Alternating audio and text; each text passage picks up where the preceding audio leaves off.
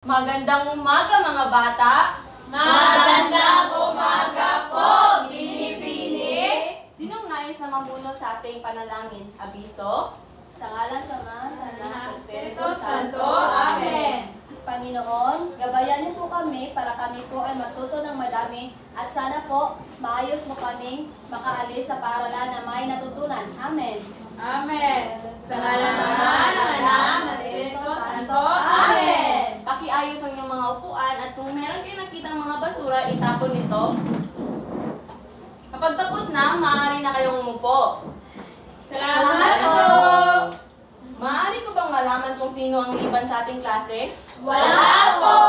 Galing! Ngayon, meron ako inihanda ng mga nituntunin sa ating klase. Una, pumasok sa takdang oras. Napaka-importante na pumasok kayo sa takdang oras upang hindi kayo mahuli sa klase at maintindihan nyo kung ano ang sinasabi ng guro. Pangalawa, makinig sa guro habang nagsasalita. Dapat kayong makinig sa guro upang maintindihan ninyo kung ano ang kanyang diskusyon. Naintindihan ba? Opo!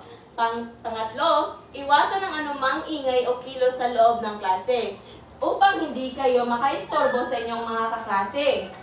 Pang-apat, sumunod sa guro. Kapag merong ipapagawa ang guro, nais kong sundin ninyo ito. Naintindihan? Opo! Pang-lima, itaas lamang ang kanang kamay kung nais magtanong o sumagot. Pakitaas niya ng kanang kamay.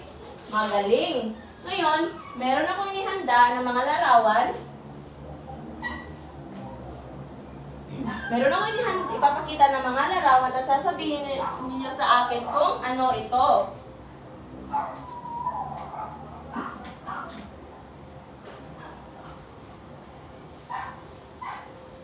Unang larawan. Ken? Bundok po. Magaling. Pangalawa. Abiso? Parang puno po. Tama. Pangatlo. Palay po. Magaling. Pang-apat. Mermaid? Ginto po. Tama. Panghuli. Marian? Mga isda po. Magaling. Tama ang inyong mga sagot.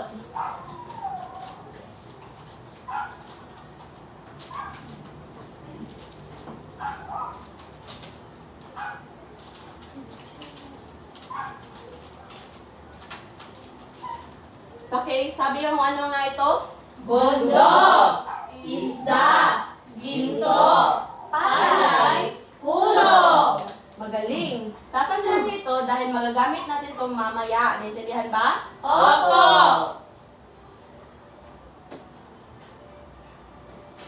Sino ang makapagsasabi kung ano ang inaral natin kahapon?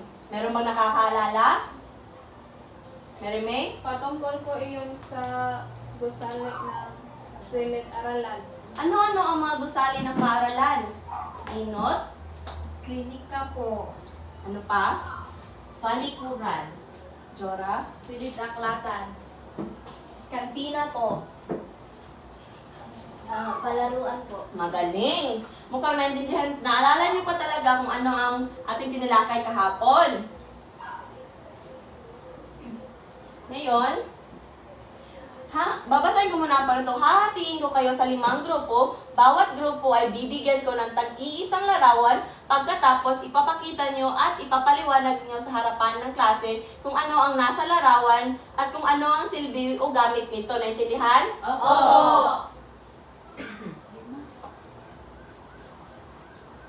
So, sabi ko nga, natandaan ninyo ang mga larawan na ito dahil magagamit natin to.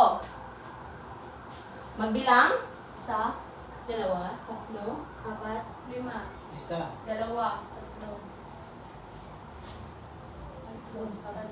Okay, magaling. So, unang grupo, pangalawa, pangatlo, pang-apat, at pang-5. Ang isa.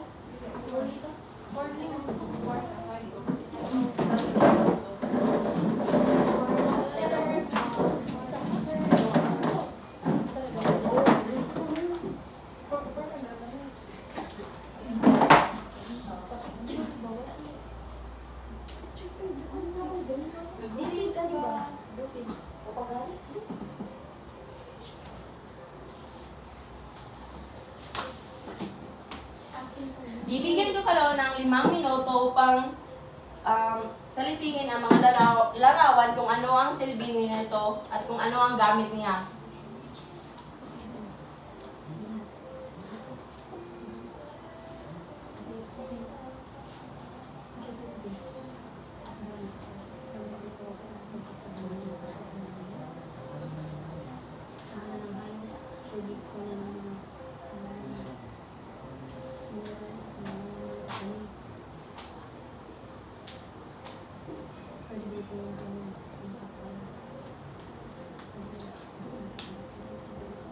Tatlong minuto na lang.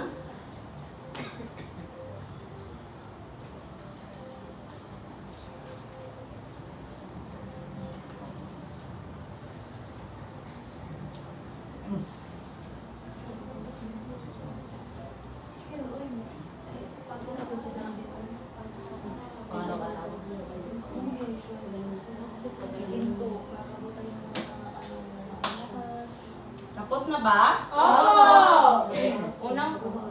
Unang pangkat, tapos na ba? Opo. Pakipresenta ang inyong larawan at ipaliwanag. Yung dalawa.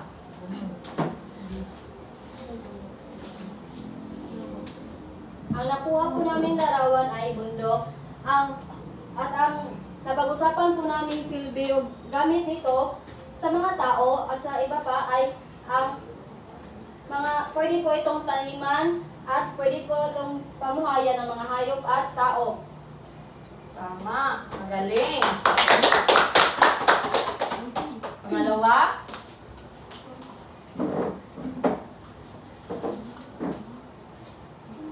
Ang aming nakuha ko na larawan ay isda.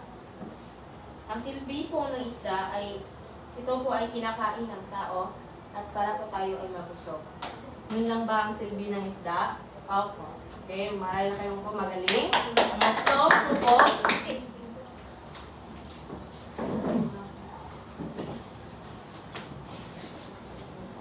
Ang nakuha po namin larawan ay ginto. Makukuha natin ang ginto sa pamamagitan ng pagmimina. Ang silbi ng ginto ay maaari tayong gumawa ng alahas mula sa ginto, ng mga makikinang na alahas mula rito, at maaari itong maging suot natin sa pang-araw-araw o sa may okasyon. Magaling. Pang-apat.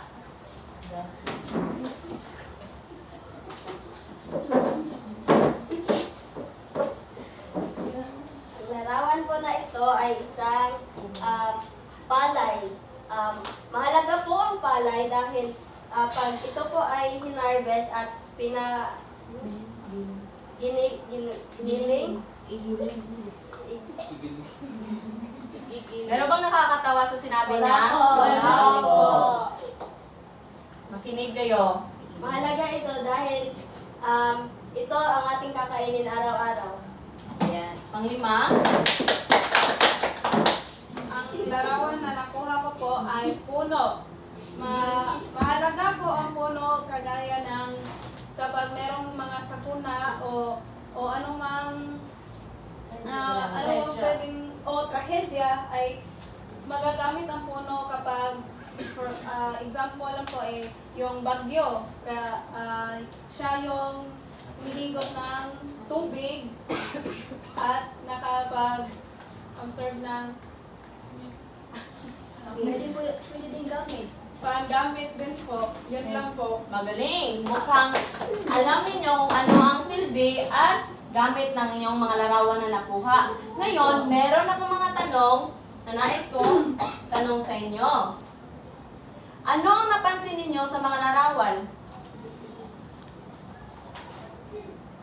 Mary May? Para sa akin po, ito po ay mga natural na yaman po sa Pilipinas. Magaling. Pangalawang tanong, mahalaga ba ito? Biso? Opo, mahalaga po ito kasi pwede po itong gamitin nating mga tao. Tama. Pangatlo, ano ang mga ito?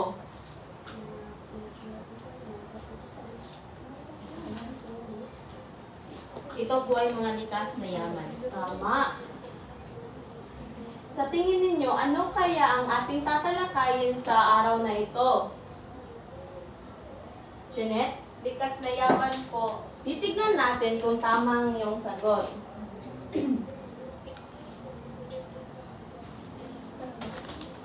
Babasahin muna natin ang ating layunin. So bago yan, bumalik muna kayo sa inyong upuan, pakiayos.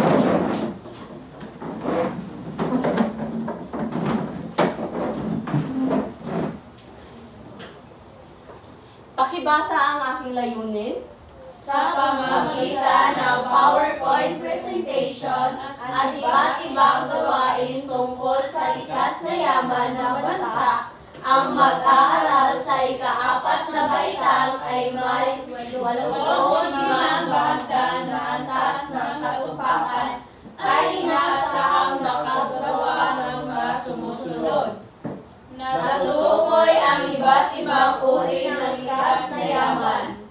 Nakakapahayag ng wastong paggamit ng likas na yaman at nagpapahalaga sa tamang salubin at nakakasulat ng isang maikling sanaysay tungkol sa wastong paggamit ng pagkakalaga ng likas na yaman. Ngayon, titignan natin kung tama ang sinagot ni Jeanette. Tama nga ang sinagot ni Jeanette. Ang tatalakayin natin ay likas na yaman. Meron ba kayong idea kung ano ang likas na yaman? Jora? Ang likas na yaman po ay ang yaman na nilikha ng Diyos upang tayo ay may magagamit. Tama, titignan natin kung tama ang iyong sagot. Ang likas na yaman ay mga bagay na nagmula sa kalikasan na mahalaga at nagagamit upang mabuhay ang tao. At ang mga likas na yaman, ito dahil importante sa mga tao dahil ginagamit ito sa pang-araw-araw at tumutulong din ito upang mapaunlad ang buhay natin. Naintindihan ba? Opo! Ngayon, merong 4 na parte ang likas na yaman. Sa tingin ninyo, ano kaya? Meron kayong idea? Merime? Para sa akin po, lupa. Mari? Tubig po. Mari? Yamang bundok. Baka? Sige, ano pa? Marian? Yamang lupa. Titingnan natin kung tama yung mga sagot. Pakibasa? May orayong 4 na pangunahing anyo ng likas na yaman. Ang mga ito ay yamang lupa, yamang tubig, yamang bundok, at yamang mineral. So, ang 4 na klase ng likas na yaman ay yamang lupa, yamang tubig, yamang bundok, at yamang mineral.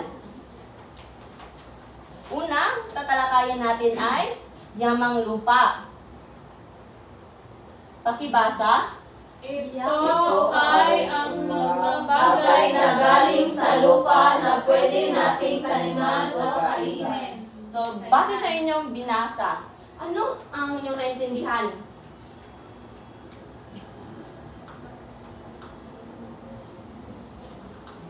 Marian? Base sa aking binasa, ang yamang lupa daw ay mga bagay na pwede nating kainin at pwedeng pagtaniman gaya ng bukid. Pwede natin silang taniman ng mga palay or mga gulay. Tama. So, ang yamang lupa, ito ang mga bagay na pwede nating makuha sa lupa. Then, ang halimbawa is palay, mais, gulay, at prutas. Sino ang makapagbibigay ng iba pang example ng yamang lupa? Mary May? Sa akin po ay puno. Magaling. Ano pa? Inot? Halaman po. Tama. Ngayon,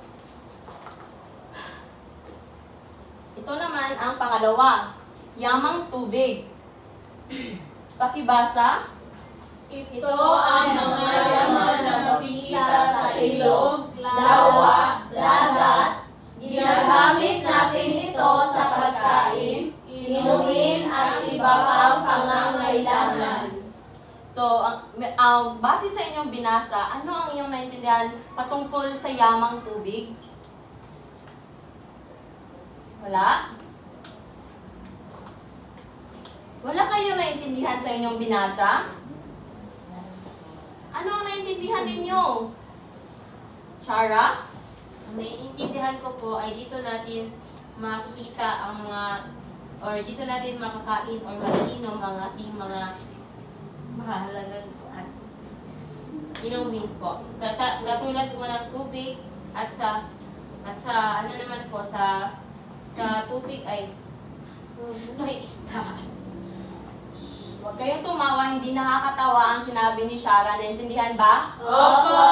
Pasensya po. Sorry po. So, ang yamang tubig, ito ay anyo ng mga tubig tulad na lang ng ilog, lawa, dagat, o itong mga lamang dagat. So, merong mga halimbawa dito. Isda, hipon, alimango, at tubig. Meron pa bang mga ibang halimbawa ang yamang tubig? Inalin? Shields po. Ano? Shields po, shields. Magaling. Ano pa? Abiso? Perlas po. Perlas. Ano pa? Merime? Talon po. Talon. Magaling. Chorus po. Tama.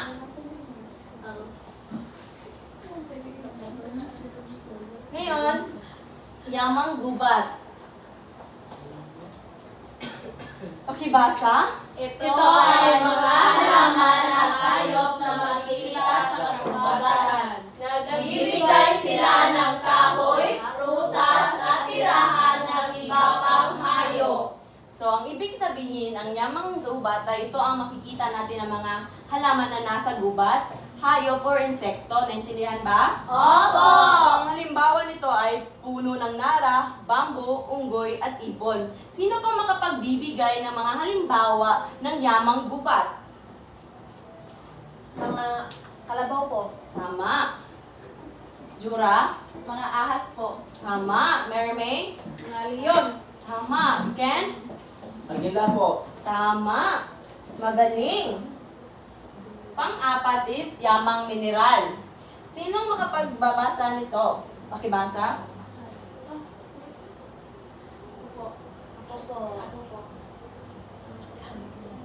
Maghintay lang dahil medyo mahina ang internet.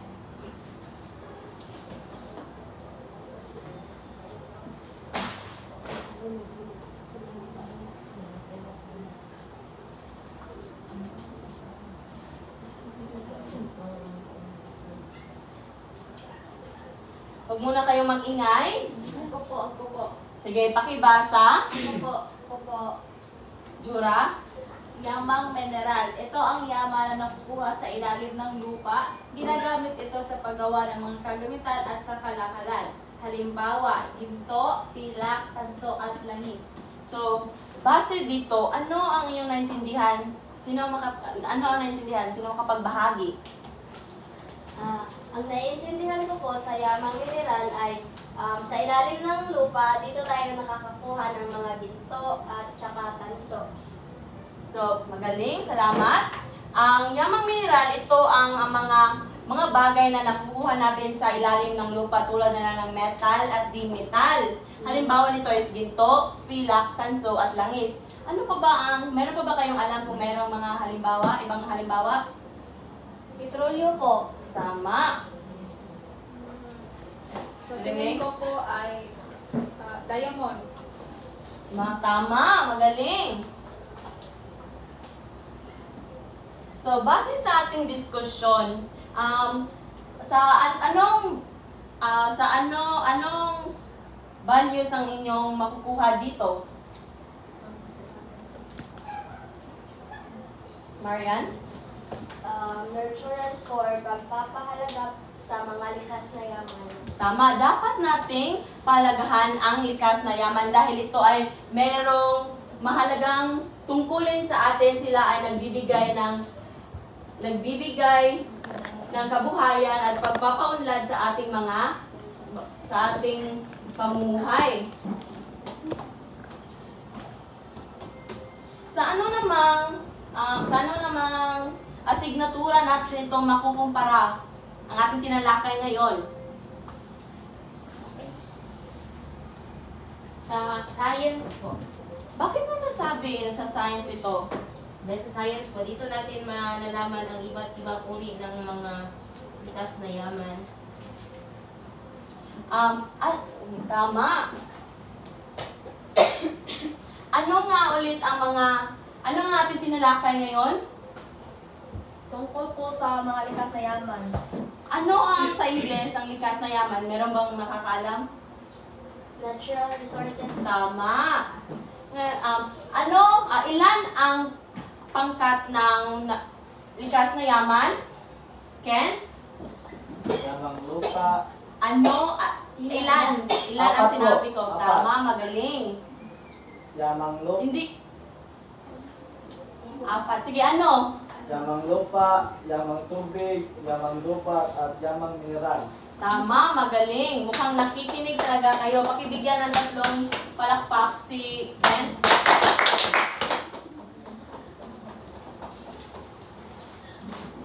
Ngayon, meron akong ibibigay sa inyo na gawain. Sumulat ng isang maikling sanaysay na may 3 to 5 pangungusap tungkol sa isang yamang na likas na yaman na nakikita mo sa inyong paligid. Ipaliwanag din kung bakit ito mahalaga at paano nito mapapangalagaan. Meron kayong 10 minuto upang tapusin at ipasa itong sagot. Meron akong pamantayan.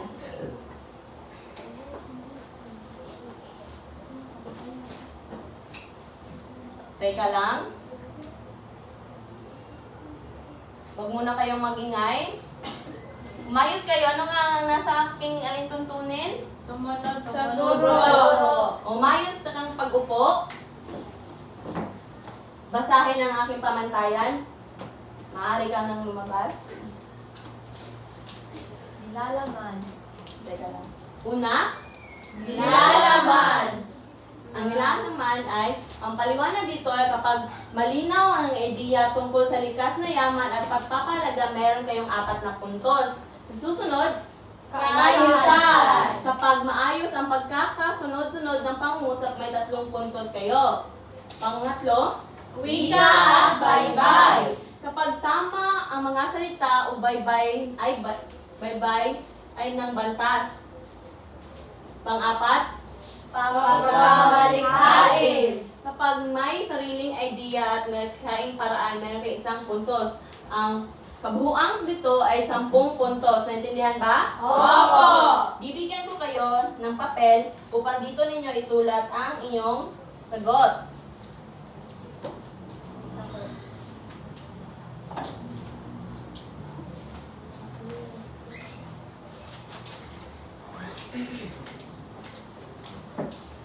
Meron kayong 10 minuto.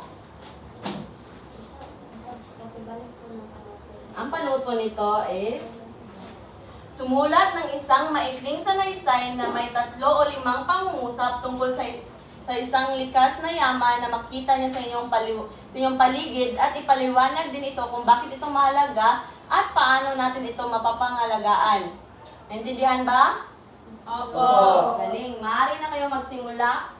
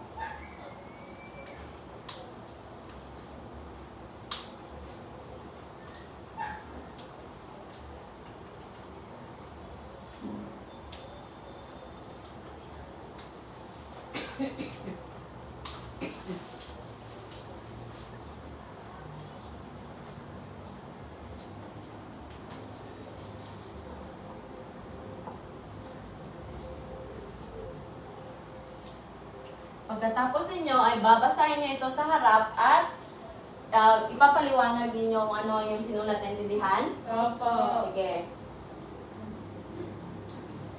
Pakitaas na lang yung ang inyong papel kung tapos na kayo.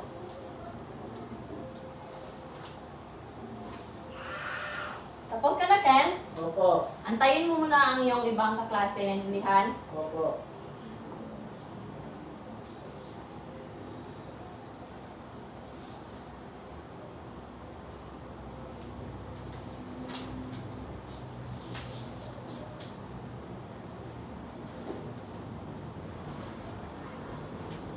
May 5 minuto na lang kayo. Tapos ako.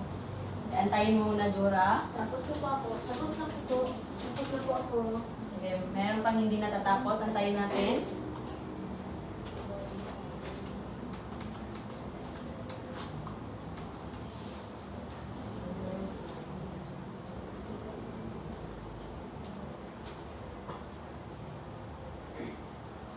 Antayin na lang natin yung ibang kaklase, okay?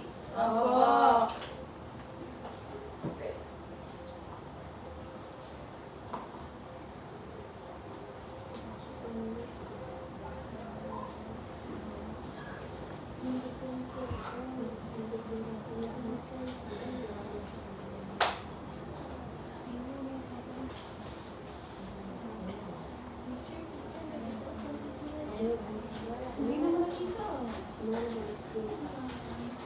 Huwag kayong mag-ingay.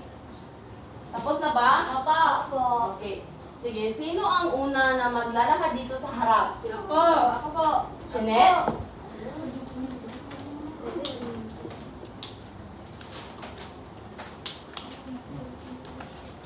Ang napili ko po sa likas na yaman ay puno. Dahil mahalaga po ito sa kalikasan dahil makakatulong ito sa pagbaha. At dito din po nakatira ang mga langgam. So, base sa, wag ka munang umupo. Base sa iyong sinabi na puno, paano mo mapapahalagahan ito o mapapangalagaan? Ano po, hindi ko to ipaputol sa mga iba't ibang tao para magamit nila. Magaling. Tama, bigyan ng 2 palakpak si Jeanette. Marian? Ang napili ko po ay 3. Una ay puno. Pangalawa, isda, tsaka palay. Napili ko po ito, ang puno, dahil mahalaga po ang puno sa ating kalikasan dahil ito po ang pumoprotekta sa atin sa baha.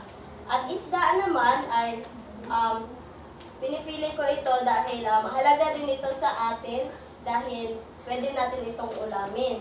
Tsaka palay dahil kapag i-harvest na, Huwag tumawa.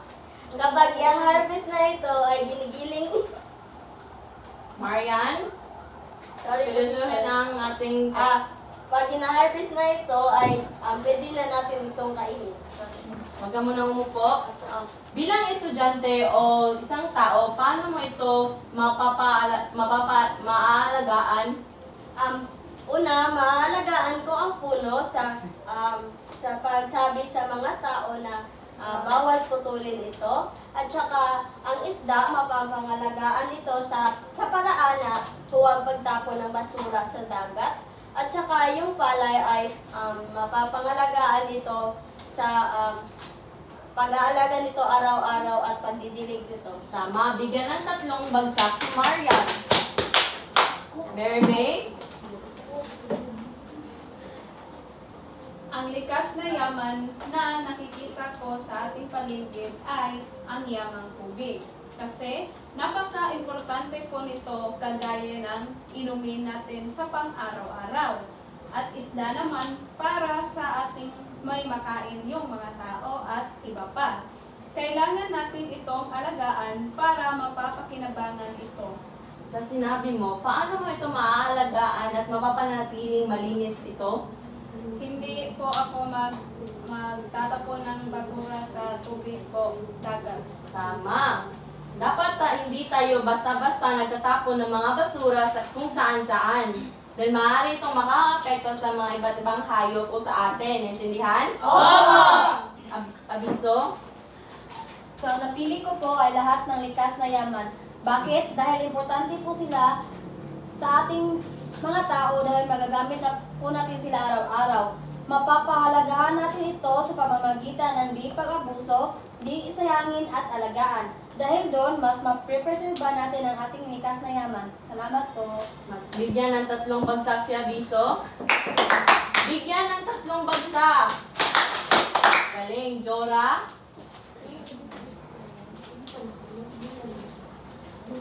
Ang napili ko po ay mga puno sa kagubatan, lalo na po sa panahon na ngayon na lagi tayong binabagyo. Ang mga puno sa kagubatan, pangangalagaan natin sa pamamagitan ng di pagputol at pagtanim ng marami pa dahil nagsasalba ito sa anumang trahedya na dumadating. Tama ang iyong sagot. Maaari ka na umupo. Bigyan ng 3 bagsak si Jora. Tama na hindi natin putulin ang mga puno sa ating kagubatan dahil ito ay nagbibigay protekta sa atin kapag mayroong baha o bagyo. Naintindihan? Opo! Sa sunod, sino ang nais na magbahagi? Inot? Ang nakikita ko po na likas na yaman ay ang anyong tubig at anyong lupa. At mapapangalagaan ko po ito sa pamamagitan ng hindi pagtapon ng basura kung saan-saan. Kapaan yung lupa man ito o anyong tubig. Magaling. Bigyan ng 2 bagsak si Inot. Ngayon,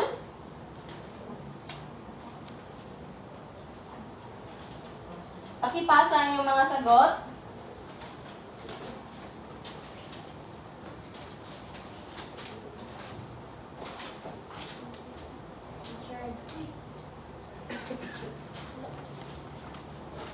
Ngayon, meron akong ipapasagot sa inyo.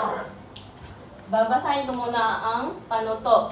Babasahin ang bawat bilang at isulat kung ito ay yamang lupa, yamang tubig, yamang gubat o yamang mineral. Naintindihan? Opo. Dito nyo ilalagay yung sagot.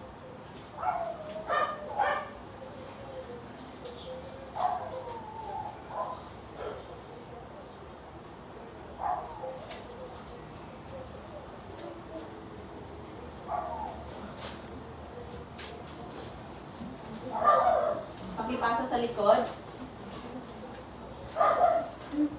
Handa na ba kayo na sagutan ang mga tanong dito?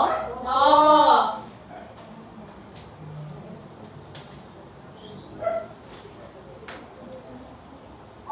Ito ang mga dapat niyong sagutan.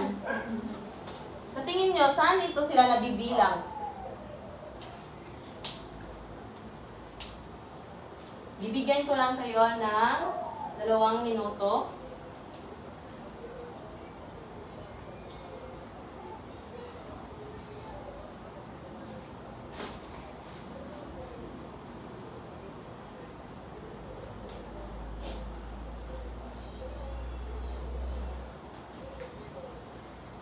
Tapos na ba? Wala pa po.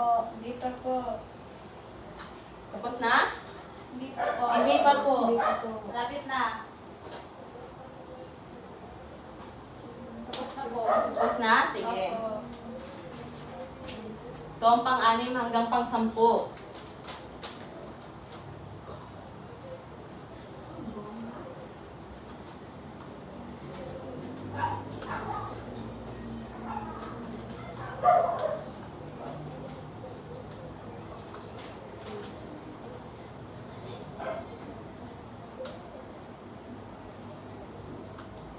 Tapos na? Opo! Ngayon, ipagpalit niyo sa inyong katabi dahil wawastuhan natin. Excuse me.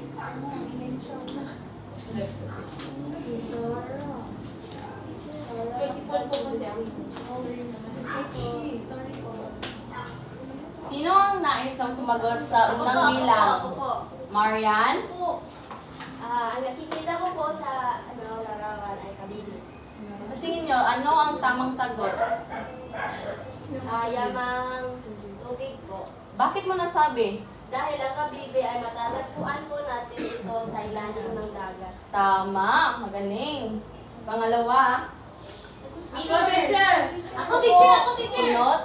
Papaya Teka po. lang. At anyong lupa po siya. Bakit mo siya nasabi na saan yung lupa ito? Sapagkat kaibigan ko po siya dito sa lupa na tumutubo. Magaling. Ako, ako. Pangatlo, Shara. Mais. Yamang lupa po. Bakit mo nasabi na yamang lupa ito? Dahil ang mais po ay makukuha natin sa lupa or sa kahoy. Tama, magaling. Pang-apat, Ang nakikita ko po ay baboy. Sa tingin ko po, ang sagot ay yamang gubat. tama. Pang-lima, Ako, teacher. Jora. Damong dagat po at ito po ay yamang tubig. Bakit mo nasabi na ang damong dagat ay yamang Dahil tubig? nabubuhay po sila sa tubig. Magaling. Pang-anim, Jeanette. Goma po. Ano ang iyong sagot? Yamang lupa.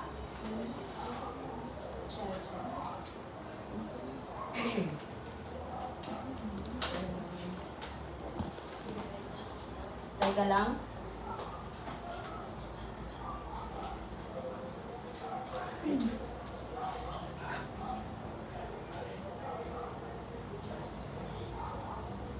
Nagkaroon tayo ng technical error. Teka lang.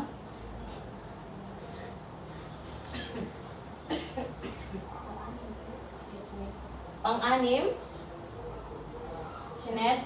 Ang nakita ko po sa larawan ay goma po. Ano ang tamang sagot? Yamang lupa. Tama, magaling. Ken, pampito.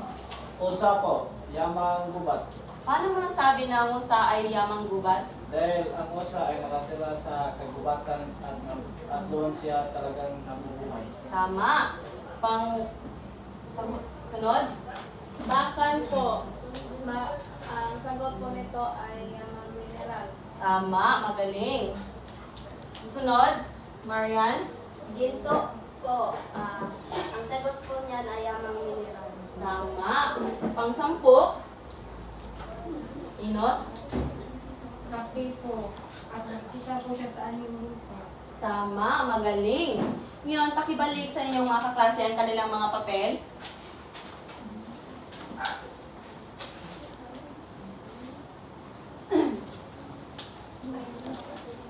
Sino nakakuha ng 10 puntos? Ako po.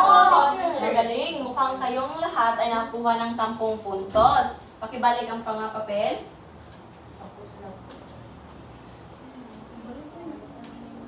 Ngayon, titignan natin kung nakamit natin ang mga alintuntunin ngayon. Magayahin niyo lang ako kung kapag nakuha natin ang mga alintuntunin. Intindihan ba? Opo. Una, natukoy ba ang iba't ibang uri ng likas na yaman? Opo. Magaling. Pangalawa, nakapagpapahayag ba ng wastong paggamit ng likas na yaman at nagpapahalaga ng tamang saloobin? Magaling. Pangatlo, nakasusulat ba ng isang maikling sanaysay tungkol sa wastong paggamit at pangangalaga ng likas na yaman? Magaling. Nakuha natin lahat ng ating alintuntunin sa araw na ito. Ngayon, pupunta na tayo sa ating takdang aralin. Pakikuha ng iyong kwaderno. Babasahin ko ang panutod ng ating takdang aralin. Gumuhit ng tag-iisang halimbawa ng yamang lupa, yamang tubig, yamang gubat, at yamang mineral. Ilagay ito sa bond paper. Naintindihan? Opo. Tapos na bang kopyahin ito? Opo. Maaari nyo nang ibalik ang inyong kwaderno sa inyong mga bag. Tapos na? Opo. So, maaari na kayong tumayo. Pakiayos muna ang mga upuan at pumunta ng mga basura kung meron.